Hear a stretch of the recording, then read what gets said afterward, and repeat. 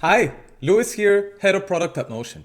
In this lesson, we're going to explore how views work in Motion. We'll learn about the list view, Kanban view, Gantt chart, team schedule, and dashboards, and how you can customize and favorite views to make Motion work exactly how you need it. Views in Motion help you visualize and organize your tasks and projects in different ways. Whether you need a structured list, a flexible Kanban board, or something else, Motion provides multiple ways for you to interact with your work. But first, let's learn about how views work in Motion. A view in Motion is a simple way to look at your tasks and projects. Different views offer different perspectives on the same information, making it easier to manage work based on your preferred workflow. Motion provides several types of views, including List View, which is a structured way to see tasks and projects in a prioritized list, Kanban View, which is a board-style layout where tasks move between columns, Gantt View, which is a timeline-based way to visualize projects, Team Schedule, which is a calendar view to visualize what every team member is working on each day, Dashboards, which allow you to see data in a more visual way. Regardless of which view you use, your tasks and projects remain the same. Views simply give you different ways to organize, visualize, and track them. Okay, here's a very important concept for you to understand. Views in Motion are made up of 5 main components. The first component is a location. This is a place that you can click on the sidebar. This can be a workspace, a project, a folder, or one of the aggregate views, like the everything view, all tasks, my tasks, etc. Second, you need a grouping. This defines how you want the data to be grouped. For example, you can group your tasks by project, or you can group your tasks by priority. Motion supports multi-level grouping and grouping by any of your task fields or project fields. Third, you need a filter set. This defines the filters for the data you're viewing. So for example, if you only want to view tasks between last week and this week, you can set a deadline filter that constrains the number of tasks that you see. 4 is a data type. This will define what data will be grouped and shown. There's only 2 types supported for views, which is tasks and projects. So when you create a view, you have to choose what kind of data you want to see. And 5th is a visualization. This is where you can choose if you want to see your data as a list, as a Kanban board, or as a Gantt chart. Gantt charts, for example, only support the project data type at the moment. Dashboards and team schedule work a little bit differently, and we're going to cover them in their own sections. All right, let's get started with List View. Is ideal for teams and individuals who prefer a structured and linear way to manage work. It provides a task-by-task breakdown, making it easy to see what needs to be done next. When should you use List View? You should use List View when you need a clear prioritized tasks list or project list to work through, or when you're managing tasks across multiple projects in one place, or when filtering and sorting tasks by different criteria. This is better with a demo, so let's take a look. We're here in Motion. I'm going to click on my client engagements workspace right here. When I click on it, you will see that I land on my Navigate view. So Navigate is a built-in view that shows a folder structure for that workspace, or if I click into a folder, for that folder. Let's go back up here and see what I have right here. So the first thing I see is a task list. This is a list view, just like we talked about. So let's take a look at how this is set up. So up here, I have my views, right? These are saved views. I have a search control that allows me to filter what's in here. So if I say auto, for example, it filters down what I can see on the screen. Then here we have this group by control. This is what defines how I'm grouping my data. So let's open it up. First, down here, you see that my data type is task. That means that I am looking at tasks. And that means also, if you look at the groups, I'm telling Motion, I need you to group that data, which is task, by stage and by project. So let's take a look. I have my tasks, and they're grouped by stage, and they're grouped by project, which is pretty cool. I recommend you get very familiar with this group by control. As I said before, data is tasks, and you can group by any of the properties of a task. So let's see. I have assignee, completed, created at, deadlines, etc., etc., etc., etc. I can also group by any custom fields that I have created before. One quick thing to note is, for example, let's remove this, and let's say I want to see tasks grouped by schedule date. When I group by date, I can set by day, by week, by month, by quarter, by half. So I can quickly see, I'm going to do it by week. This is one of my favorite views. I can see all the tasks that are scheduled every week. I can go ahead and collapse all right here. and you see all my weeks, you see that there is a no value group. This is when that data that you have, so in this case, the data type is tasks, has no schedule time. So for example, all these tasks don't have a schedule date, and that's because they can't fit yet. And you'll see the reasons right there. Let's go back and open up the current week, and let's make this a little bit more useful. So these are all the tasks that are scheduled this week, and I also want to group them by ETA. So what this lets me see is, really quickly at a glance, I can see that I have 8 tasks this week that have missed deadline. So you can see how powerful this group by control is.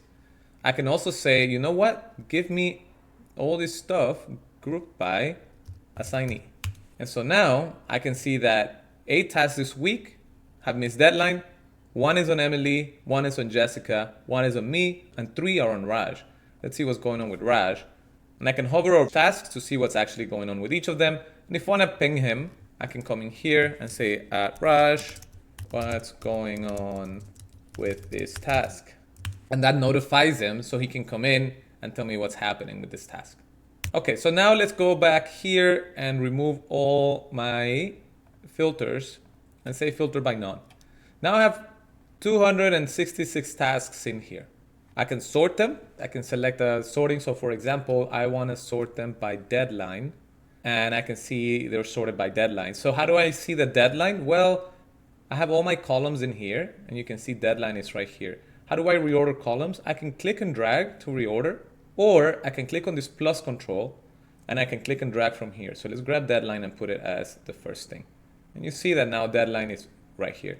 If I want to lock the first column, I can click right here, and that locks the first column, and I can scroll everything over here.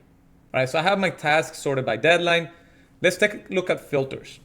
So if I open up my filters control, you see that I can filter projects and tasks. Let's take a look at projects. So right now I'm looking only at tasks, right? And I have tasks that are in no project, tasks that are in the startup launch project, tasks that are on the real estate digital strategy project, and a lot more. But say I only want to take a look at tasks that are in the startup launch project. I can come in here and say projects name. Let's open this up and let's type startup launch. And you see that only tasks that are in this project remain. So there's only 20 tasks right here. I'm going to remove this filter, and you can see here that I can go ahead and filter any type of project that I have here. And because most of these tasks do belong to a project, whatever filter I apply to the project also applies to the tasks that I'm looking at here. Okay, let's take a look at the task filter, and I'm going to show you the date filter. So let's say I want to see tasks that have deadline starting today and ending 7 days from now. So I can set up this filter, apply, and you see that there's only 13 tasks that are between today and 7 days from now. This date field is relative. So I can say today minus, let's say weeks, and let's say 1 week here, and apply. And so that gives me a longer window, right? So that gives me between March 11 and March 25th, and today's March 18th. So these date filters are very powerful, and this is how you can set up your filters. You can also do a date filter for projects. So this works the same exact way. Let's take a look at all the filters that you have available. So you can, again, just like you can group by any of the fields on your tasks or projects, you can filter by any of the fields in your tasks and projects. There's some really interesting ones. For example, ETA has attachment, is blocked, is blocking, whether or not it's a recurring task, unvisited stage. So remember how you have tasks that are in future stages, this filters them out. So for example, I can set this up unvisited stage equals no, and this only gives me real tasks, right? Tasks that are in current stages. If I say yes, this gives me tasks that are in future stages. Let's close this out and see you have all your custom fields down here. All right, so now let's hide options and let's take a look. Now let's hide filters and let's take a look at these two controls right here. So I can say only show tasks that are scheduled past deadline. You can set this filter manually, but we thought it would be convenient just to have this right here. There's 38, so I can go ahead and just triage them really quick. And you can choose to show or hide resolved tasks. So if I click this on, it also shows completed tasks and canceled tasks. By default, this is off, so we can keep your tasks neat and tidy. Task list view is system view, and you can see that it has on-state changes. So let's make a view that's really interesting. Let's say I want to see, again, let's group by schedule, let's group by deadline actually. Group by deadline, by week, because I really like doing that. And then by ETA, and then by assignee. And let's go ahead and expand all. This expands everything. Let's collapse all. That's a little bit too dirty. Current view, 1 missed deadline, 2 schedule past deadline, and 8 on track. Okay, so this is a view that shows me ETAs for tasks by week. So I can go ahead and save this view, save as new view. Let's make this a team view. So this is ETAs by week. Let's go ahead and save it. And so this view is now saved. It's called ETAs by week. So remember, I told you that a view is made up of a location, a grouping, a filter set, a data type, and a visualization. So what is this view's location? It's client engagements, right? It's right here. Client engagements, the workspace. What is this view's grouping? The group by is deadline, ETA, assignee, right? So those are the groups.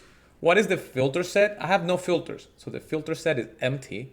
The data type is right here. Data type is task. I can set this to project, but I'm gonna leave it as task. And lastly, a visualization. So visualizations list. So when I save this view, it saves all those things. I can go ahead and right click this and add to favorites. And so this is added to my favorites right here, one more. Let me put this at the top, right? So that's my first view now. So now if I navigate somewhere else, for example, to this project, and I go back to this view, you will see that it goes back to, again, location, client engagements, grouping right here, filters, no filters, data, tasks, and visualization list. But let me show you something really, really cool. I know that I really like this ETAs by week. And say I want to see only the stuff, only the ETAs by week for the Novatech. I can also click in the Novatech folder, so I can change the location and I can apply this view, and now this view is filtered to this location. So what does that mean? That means that when I create a view, I can reuse that view throughout different locations as long as they're in the same workspace. One more thing I want to show you is I want to show you that here there's this all tasks location. This has its own set of views. So this is treated like a workspace. So every workspace, for example, client engagement, has its set of views. Creative projects has its own set of views. In this case, it's empty. It only has a task list. So this workspace is fully empty. Marketing strategy has its own set of views, etc., etc. So everything up here, all tasks, for example, this is going to be renamed everything very soon, has its own set of views. So you can do that. Okay, so that's all about views and list view. Now let's talk about Kanban view. This is a board view, and it organizes tasks into columns, allowing you to move them between statuses as work progresses. When should you use a Kanban view? You should use a Kanban view when managing tasks in stages or workflows, and when you want a flexible way to move tasks through a structured process. So this is very important. Use Kanban view when you want to drag and drop tasks between different columns. So let's take a look at Kanban view. Let's go back here to my client engagements workspace, and I have this ETAs by week. Let's see what happens if I switch this list view to a Kanban view. So if I go from here to here, you will see that it's the same exact data from list view to Kanban view. So up here, I have my weeks, right? So I had grouped by deadline. So this is my deadlines. And then I have my ETA. So I have ETA, missed deadline, scheduled past deadline, and on track. And lastly, I have assignee. So these are the columns: Emily, Jessica, Louis, etc. So the Kanban view can be grouped just like the list view can be grouped. But let's make something more interesting. Let's say I want to view tasks this week by status. So let's make the view here over in list view. So let's say deadline is by week. I don't need ETA. I don't need assignee. I need status instead. So if I do this, I can go to Kanban and I can go to this week. And I can see here that I have all my tasks. I have 2 in progress and 11 to-dos. Let's grab this here to make it a little bit more interesting. So I have to do, then in progress.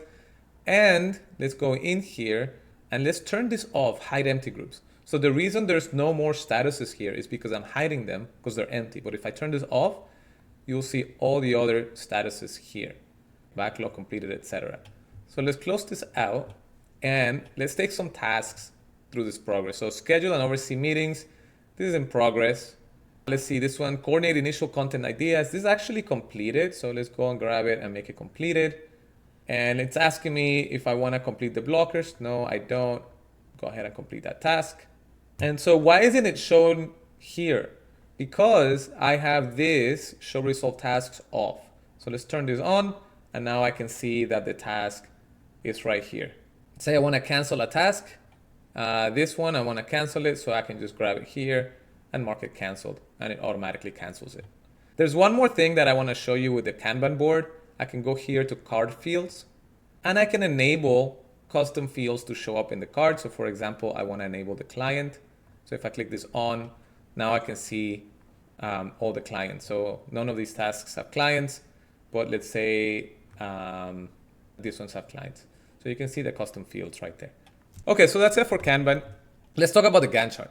So what is a Gantt chart? The Gantt chart is a timeline-based view that shows all projects in a structured layout.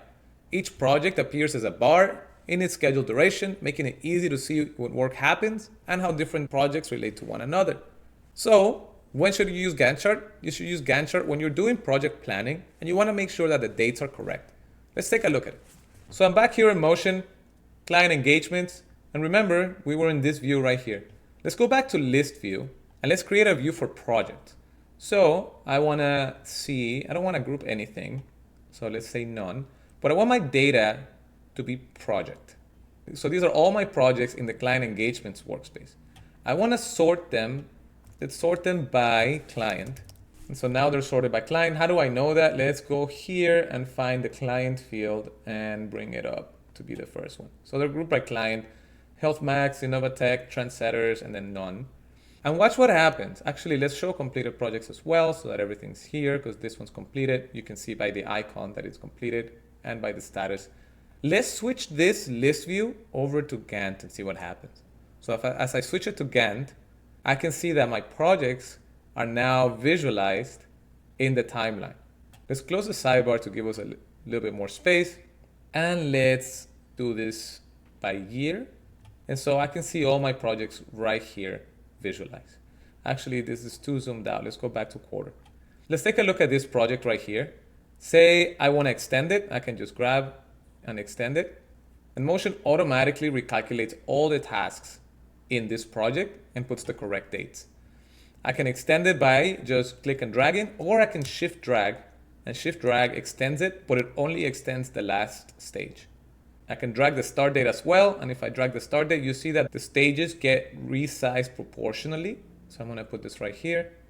But if I shift drag, the stages get resized just the first stage. So let me put this right here. Lastly, I can also resize my stages. So for example, the first stage is client onboarding, and that's only gonna take a week. So I can grab this stage and move it here. If you see, I move the stage, we assume that you wanna move the whole project. But if I'm gonna put it back, if I shift drag, it resizes only that stage and it doesn't move the project. So with this view, you can easily resize stages and projects very, very easily.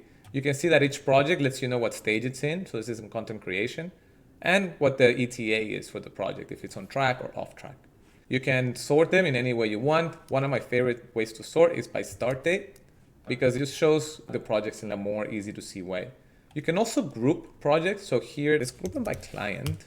And so you can see that all the Health Max projects are up here, Innovatech are up here, Trendsetters are here. And then I can group them by client and by ETA, so I can have multiple groupings.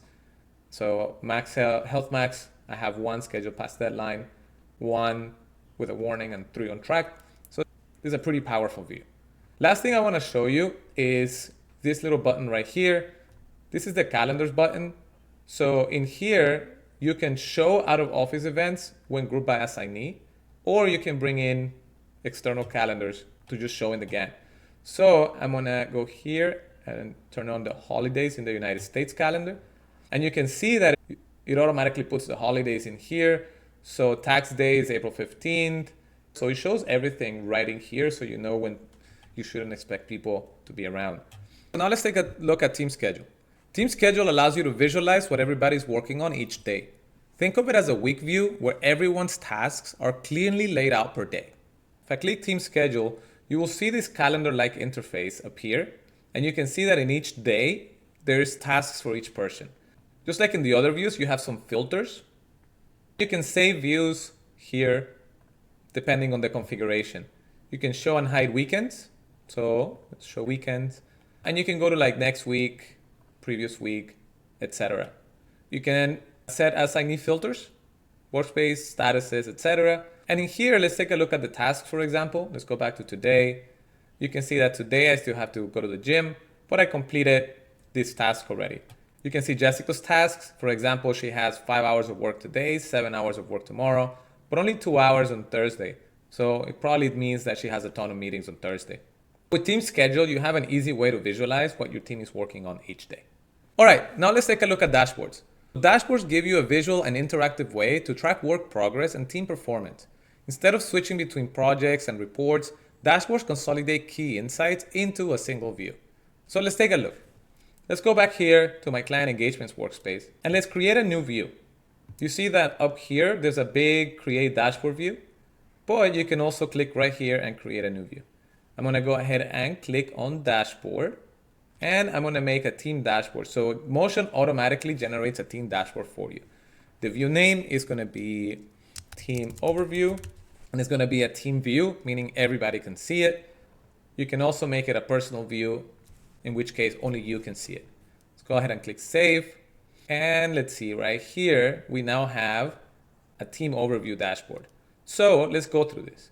The first few tiles up here are number tiles. And so I have 113 tasks assigned to me in this workspace. This is a ton. So let's go ahead and edit it and see what it's saying. So edit chart. You can see tasks assigned to me, data is task, field is count, color is sky.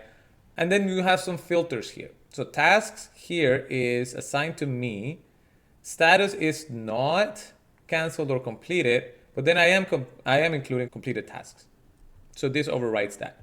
What I want to do is I actually don't care about all these tasks. I only care about tasks that are auto-scheduled. So let's remove this. Let's remove this.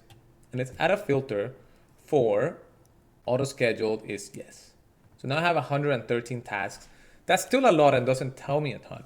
So I want to add another filter for scheduled on between today and ends on today plus, let's say, 14 days.